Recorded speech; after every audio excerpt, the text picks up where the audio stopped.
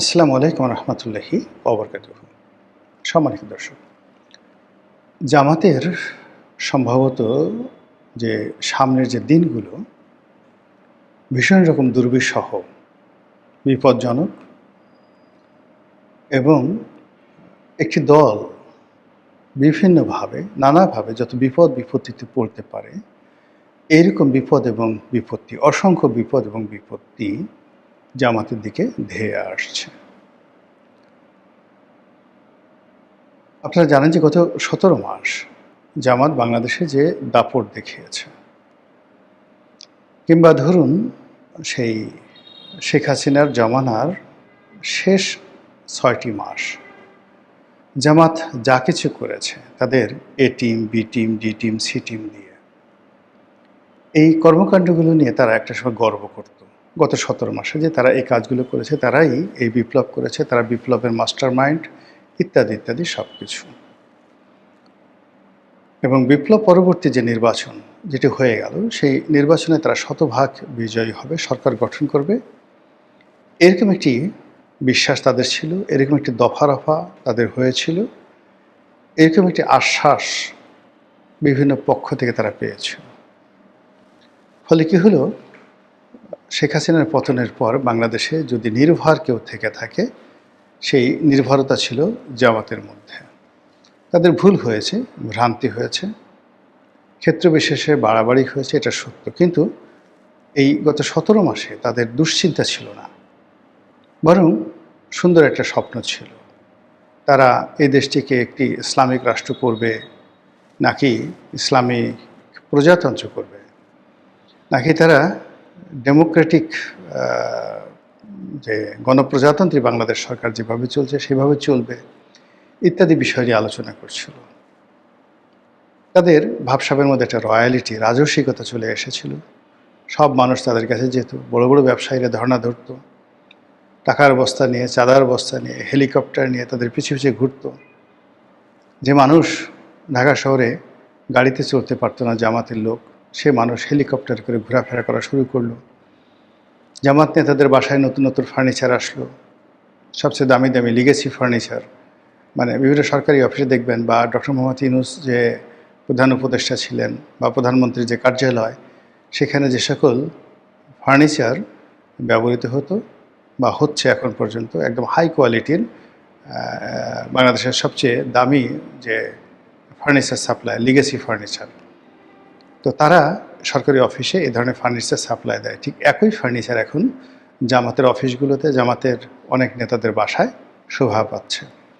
আর সেই সকল ফার্নিচারের উপর বসে, পায়ের উপর পা তুলে তারা বিভিন্ন সবক দিয়েছে গত ১৭ মাস তাদের সাথে দেখা করার জন্য, কখন তাদের বাসায়, কখন তাদের অফিসে, কিংবা কখনো অন্য বিভিন্ন জায়গাতে তারা মানে রাষ্ট্রদূতদের সাক্ষাৎকার দিয়েছে, ব্যবসায়ীদের সাক্ষাৎকার দিয়েছে। এবং তারা বিভিন্ন অনুষ্ঠান করেছে বিভিন্ন পাঁচতারকা হোটেলে। তারপরে বাংলাদেশ চীন মৈত্রী সম্মেলন কেন্দ্র, এখানে তারা বহু অনুষ্ঠান করেছে। বিরাট রকম ভুড়িভোজ, খানা পিনা, পোলাও, কুরমা, রোস্ট, কালিয়া কোপ্তা থেকে, মানে অ্যাজ ইট ইজ, যে এ দেখে কী বলবো, মনে হয় যেন বাসা হারুন আর রশিদ সে শাহী ভোজ দিচ্ছে, এরকম তাদের আয়োজন ছিল। তারা সরকারকে ভয় দেখানোর জন্য বা সরকারকে চমক দেওয়ার জন্য, বিএনপিকে থ্রেটে রাখার জন্য একটার পর একটা রাজকীয় অনুষ্ঠান তারা করেছে, সমাবেশ করেছে ঢাকার বিভিন্ন এলাকাতে, জেলা শহরে, সরোয়ার্দী উদ্যানে। মানে এই সমস্ত দেখে মনে হয়েছে যে জামাতের টাকায় তিলা পড়ে গেছে। দীর্ঘদিন টাকা যদি বাক্সবন্দি করে রাখা হয়, 2 বছর, 4 বছর, 5 বছর, 10 বছর, তো সেই টাকায় অনেক সময় দাগ পড়ে যায়, তিলা পড়ে যায়। তো মানুষ বলে যে ওরা হলো অনেক পুরনো ধনী, ওদের টাকায় তিলা পড়ে গেছে। তো জামাত এমনভাবে টাকা পয়সা খরচ করছিল, এমনভাবে চালচলন করছিল, দেখে মনে হচ্ছিল যে তাদের টাকায় তিলা পড়ে গেছে, অর্থবৃত্তি এরকম একটা পর্যায়ে। কিন্তু যেই মুহূর্তে তারেক রহমান সাহেব বাংলাদেশে আসলেন, অমনি জামাতের যে বেলুন, সে বেলুন ফুস করে ফেটে গেল। কেউ আর, জামাতের একজন আমির আছে, তার নাম ডাক্তার শফিকুর রহমান, লোকজন আর পাত্তা দিতে চায় না। সে যে জিন্দা অলি, টাটকা অলি, তার ফুতে যে কাজ হয়, তার চুম্বনে যে পাখি গান গায়, নদী প্রবাহিত হয়, তারপরে শেষে গোলাপ প্রস্ফুটিত হয়, সেই জিনিসগুলো এখন আর নেই। তার সাথে এখন কেউ হ্যান্ডশেক করতেও যায় না। এর মধ্যে দুইবার তিনি অসুস্থ হয়ে হাসপাতালে পড়ে গেছেন, এটা ফ্রাস্ট্রেশন থেকে। তারেক রহমান সাহেবের যে জৌলুস, তাকে ঘিরে মানুষের যে উন্মাদনা, এবং বেগম জিয়ার জানাজা, তারপরে তারেক রহমান সাহেবের ভূমিধস বিজয়, তারপর সরকার গঠন, এবং সরকার গঠনের পর একটার পর একটা চমক, যেভাবে সে চলছে, যেভাবে মানে জামাত যেটা করতে চায়, একটা ইসলামী রাষ্ট্র কায়েম করে সেখানে জাকাত প্রতিষ্ঠা করতে চায়, জাকাত ভিত্তিক ইকোনমি করতে চায়, সেখানে কোরআন ধর্মভিত্তিক একটি সামাজিক ব্যবস্থা, রাষ্ট্র ব্যবস্থা গড়ে তুলতে চায়, আলেমুল্লাহ আমাদেরকে প্রাধান্য দিতে চায়, যে কাজগুলো তারা করবে ঠিক সেম কাজগুলো আরও সুন্দর করে তারেক রহমান সাহেব শুরু করে দিয়েছেন। ফলে কি হলো, এটা দেখতে তাদের ভালো লাগছে না, যে তাহলে আমরা এখন কী নিয়ে রাজনীতি করব। আমাদেরকে তো তাহলে নতুন একটা ন্যারেটিভ আনতে হবে। আমরা যা কিছু বলেছি, যা কিছু করতে চেয়েছি, তো সেগুলো তো তারেক রহমান সাহেবই করছে। তো এই ক্ষেত্রে তারেক রহমান সাহেবের যে চাহিদা তা তো দ্বিগুণ হয়ে গেল। একে তো বাঙালি জাতীয়তাবাদ, তার উপর শহীদ জিয়ার জাতীয়তাবাদ, বেগম জিয়ার জাতীয়তাবাদ, তারেক রহমান সাহেবের নিজের যে ৩১ দফা, সব মিলিয়ে যদি আবার জামাতের যে ইসলামাইজেশন তার সঙ্গে যুক্ত হয়, তাহলে তো জয়নাল আবেদিন ফারুক যেটা বলেছেন যে ২০৪২ সন পর্যন্ত তারেক রহমান সাহেব ক্ষমতা থাকবেন, আরও ১৬ বছর তিনি ক্ষমতায় থাকবেন। জনাব শফিকুর রহমান, তার বয়স এখন ৭২ বছর বা ৭৩ বছর। তো সেই অর্থে যদি আরও ১৬ বছর তারেক রহমান সাহেব ক্ষমতায় থাকেন, তাহলে তো ওনার বয়স ৯১-৯২ বছর হয়ে যাবে। ওই বয়স ওনার কি দাঁত থাকবে, শক্তি থাকবে, সামর্থ্য থাকবে? মাথার চুল তো এমনি এখন আর নাই, তখন কি অবস্থায় থাকে? তিনি কি শয্যাগত থাকবেন, না সবল সচ্ছল থাকবেন, না তার জায়গায় মিয়া গোলাম পারওয়ার আমির হবেন, নাকি অন্য কেউ আমির হবেন? এই সমস্ত বিষয়গুলো নিয়ে যখন জামাতের মধ্যে চিন্তা ভাবনা হয় না, তাদের অনেক টেনশন হয়, তাদের অনেক কষ্ট হয়। তো সেই কষ্ট থেকে আপনি দেখবেন ইদানিংকালে তাদের অনেকের চেহারা নষ্ট হয়ে গেছে। অনেকে আগে পাঞ্জাবি পরতেন, পাজামা পরতেন, মার দিয়ে পরতেন, ভাঁজ করে তারা যখন বাইরে আসতেন ফুরফুরে ফুরফুরে একটা ভাব থাকতো, শরীর থেকে তরতাজা আতরের গন্ধ আসতো, মাথার যে টুপি, সেই টুপির একটা স্রোত ছিল, দাড়ির একটা জিল্লতি ছিল। তো সেই জিনিসগুলো এখন আর নাই। এখন অনেকের চেহারা নষ্ট হয়ে গেছে, অনেকের রাগ হয়ে যাচ্ছে, কথায় কথায় তারা চোখ গোল করছে ইত্যাদি। এই যে নির্বাচনে পরাজিত হওয়ার পরেই সিনড্রোমগুলো দেখা দিয়েছে। এর সঙ্গে আবার যুক্ত হয়েছে শহীদ, তারা যাকে শহীদ ওসমান হাদি বলেন। তো সেই ওসমান হাদির যারা হত্যাকারী, তারা ভারতে ধরা পড়েছে। এখন সেই হত্যাকারীরা যদি জামাতের নাম বলে দেয়, জামাতকে জড়ানোর চেষ্টা করে, এটা তো ভারত করতে পারে। জামাত তো নির্দোষ একটা সংগঠন, তারা তো এই ধরনের খুন খারাপি থেকে শুরু করে এই ধরনের কোনো কর্মে যায় না।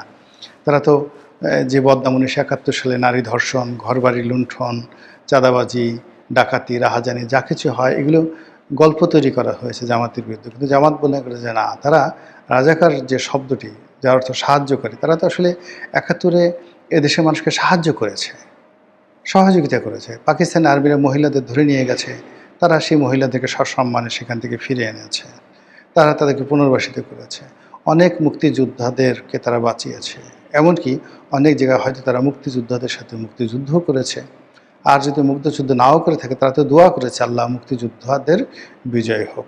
তো সেই জামাতকে আওয়ামী লীগ ক্ষমতা এসে ফাঁসিয়ে দিয়েছে।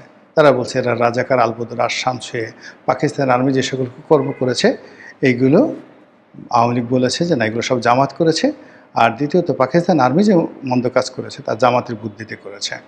এবং সেই স্বাধীনতার পর থেকে আজ অবধি জামাত সেই ন্যারেটিভই এখন পর্যন্ত তারা দূর করতে পারেনি। এর বাইরে গত ১৭ মাসে তারা ক্ষমতা লাভ করার পর যেভাবে মাজার ভাঙচুর হয়েছে, তারা তো বলছে যে আমরা এই কাজ করিনি। তো সবাই বলছে যে না, এরা মাজার ভাঙছে, এরা আর কিছুদিন থাকলে শহীদ মিনারও ভেঙে ফেলবে, এরা এই যে ঢাকা শহরে যে সকল মূর্তি রয়েছে, বিশেষ করে ঢাকা বিশ্ববিদ্যালয়ে অপরাজেয় বাংলা আছে, তারপর সে স্বোপার্জিত স্বাধীনতা আছে, রাজু চত্বর আছে, এইগুলো জামাত ক্ষমতা আসলে ভেঙে চুরে একদম সমান করে দেবে। এখানে হয়তো তারা কোনো কোরআন শরীফের বা অন্য কোনো যেগুলোকে ইসলামিক কোরিওগ্রাফি বলা হয়, বা কালিওগ্রাফি বলা হয়, এই জিনিসগুলো হয়তো তারা করলেও করতে পারত। তো এই যে দুর্নাম এবং বদনাম যে তাদেরকে সবসময় তাড়া করে আসছে, সাম্প্রতিক সময় আবার সেই দুর্নাম বদনামের সঙ্গে যুক্ত হয়েছে হাদির এই আসামি, হত্যাকারী আসামি, তার গ্রেপ্তার। এখন সে কি বলে, বাংলাদেশে কি বলে, ভারত কি বলে, এটা নিয়ে জামাতের মধ্যে কিন্তু ভীষণ রকম টেনশন হচ্ছে। অন্যদিকে যেটা দেখা যাচ্ছে সেটা হলো পুলিশ হত্যা মামলা, এটা বিএনপি করবেই। এখন পুলিশ হত্যা মামলা যখন চালু হবে তখন মানে রাজসাক্ষী রাজসাক্ষী দেওয়ার জন্য সেই জুলাই আগস্ট বিপ্লবের সময় বেশ কয়েকজন রাজনীতিবিদ ছিলেন যারা জামাতের সাথে যোগাযোগ করতেন, বিএনপির সাথে যোগাযোগ করতেন। যারা জামাতের টাকা নিয়েছে, বিএনপিরও টাকা নিয়েছে, তারপরে রাস্তাঘাটে কিছুই করেনি, কিন্তু ভাবসাব দেখিয়েছে যে তারাই সব কিছু করেছে, তাদের হুকুমই সব কিছু হয়েছে, তারাই এই পুলিশ হত্যাকাণ্ড থেকে শুরু করে সব কিছু আছে, এগুলো সব তারাই প্রমোট করেছে। যাই হোক, এই সকল কথা যখন তারা বলেছে, কি ভেবে বলেছে, কেন বলেছে, ডাজ নট ম্যাটার, বাট ওটা বিএনপি বুদ্ধিমান দল, তারা করেছে কি এই ছেলেগুলোকে এনক্যাশ করেছে, নিজেদের দলে নিয়েছে।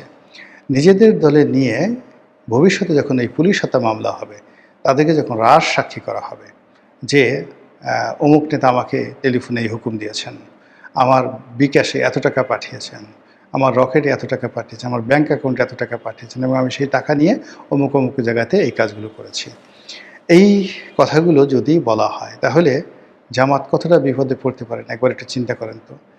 তারপরে যে জিনিসটা হচ্ছে যে এই যে পুলিশ হত্যাকাণ্ড, সেই পুলিশ হত্যাকাণ্ড তো একটা দুটো নয়, যদি প্রতিটা থানায় একটা করে মামলা হয়, প্রতিটা জেলায় একটা করে মামলা হয়, যেভাবে শেখ হাসিনাকে হুকুমের আসামি করা হয়েছে, এভাবে যদি জামাতের বড় বড় নেতাদেরকে হুকুমের আসামি করে সারা বাংলাদেশে অসংখ্য মামলা হয়, আপনার কাছে কি মনে হয় যে শেখ হাসিনার যে রেজিমের 16 বছর, সেই 16 বছর বা 17 বছর, তার চাইতে এই বর্তমান রেজিমের 17 মাস বা 17 দিন তাদের কাছে রীতিমতো জাহান্নাম হয়ে দেখা দেবে যদি পুলিশ হত্যা মামলা শুরু হয়ে যায়। এর বাইরে যে সকল বিষয় ঐক্যমত হয়েছে, যেমন উচ্চকক্ষ হবে, তারপরে রাষ্ট্রপতির ক্ষমতা বাড়বে, আরও অনেক কিছু। এখন সেই কাজগুলো যদি বিএনপি না করে তাহলে জামাতের উপর কিন্তু বিপদ ধেয়ে আসবে, একটার পর একটা বিপদ ধেয়ে আসবে। আর এই মুহূর্তে জামাতের জন্য সবচেয়ে বড় সমস্যা হয়ে গেছে যে জামাতকে কেউ বিশ্বাস করছে না, তাদেরকে সবাই একটি মুনাফিকের দল বলার চেষ্টা করছে, তাদেরকে বলছে যে এই দলে কোনো ইনসাফ নেই, এরা মানুষের টাকা মেরে দেয়, এরা মানুষকে কথা দিয়ে কথা রাখে না, এরা যখন কাউকে প্রয়োজন অমনি তার হাতে পায়ে ধরবে, আর যখন প্রয়োজন শেষ হয়ে যাবে অমনি তাদের কাছ থেকে মুখ ফিরিয়ে দেবে। এই হলো জামাতি চরিত্র। সেই চরিত্র, সেই মুনাফিকের চরিত্র যে কতটা নির্মম এবং নিষ্ঠুর তার কিছু নমুনা আপনি পাবেন পীরে চরমোনাই, চরমোনাই পীর সাহেবের যিনি ছোট পীর, তার কিছু বক্তব্যে খুব খোলামেলা তিনি সেই বক্তব্য দিয়েছেন মৌলানা ফয়জুল করিম সাহেব। এরপর হেফাজতের যিনি বর্তমান আমির রয়েছেন, তিনিও জামাত সম্পর্কে খুব বাজে কথা বলছেন। ইতিমধ্যে তারেক রহমান সাহেবের সঙ্গে সেই হেফাজত ইসলামের আমিরের দেখা সাক্ষাৎ হয়েছে, তিনি তাকে দোয়া করেছেন, বয়োবৃদ্ধ মানুষ, এবং হেফাজতের ভোটের একটা বিরাট অংশ বিএনপি পেয়েছে, অথচ এই ভোটগুলো জামাতের পাওয়ার কথা ছিল। তো কাজেই নির্বাচন পূর্ব সময় জামাত যে সকল ইসলামী গ্রুপের সাথে তাদের সম্পর্ক ছিল, সেই প্রায় সব গ্রুপগুলোর সাথেই তাদের এখন সম্পর্ক বুমেরাং হয়ে গেছে। তাদের গ্রুপে এখন নাম করা বা পরিচিত লোকজনের মধ্যে একমাত্র সেই মামুনুল হক সাহেব আছেন, এছাড়া কেউ নাই। কিন্তু এই মামুনুল হক সাহেব যদি অলনে ছাড়েন, এখন আবার আওয়ামী লীগের বিএনপিতে চলে আসে, বিএনপিতে এসে তিনি যদি টেকনোক্র্যাট কোটায় তিনি যদি মন্ত্রী হন, এবং গত 17 মাসে জামাত কী করেছে কিংবা জুলাই আগস্টে জামাত কী করেছে, এই সমস্ত ব্যাপারে যদি অন্য সবার মতো তিনিও রাজসাক্ষী হয়ে যান, তাহলে বুঝেন তো জামাতের বিপদ কী পরিমাণ বাড়বে এবং কোন অবস্থায় যাবে। সেক্ষেত্রে ইল্লু পিঙ্কুর মতো যারা লোকজন আছেন, যারা জামাতের প্রমোটার, তারা কি আসলে জামাতকে শেষ পর্যন্ত রক্ষা করতে পারবেন নাকি পারবেন না, সেটি এখন দেখার বিষয়। মহান আল্লাহ আমাদের সবাইকে হেদায়েত দান করুন এবং হেফাজত করুন। আসসালামু আলাইকুম ওয়া রাহমাতুল্লাহি ওয়া বারাকাতুহু।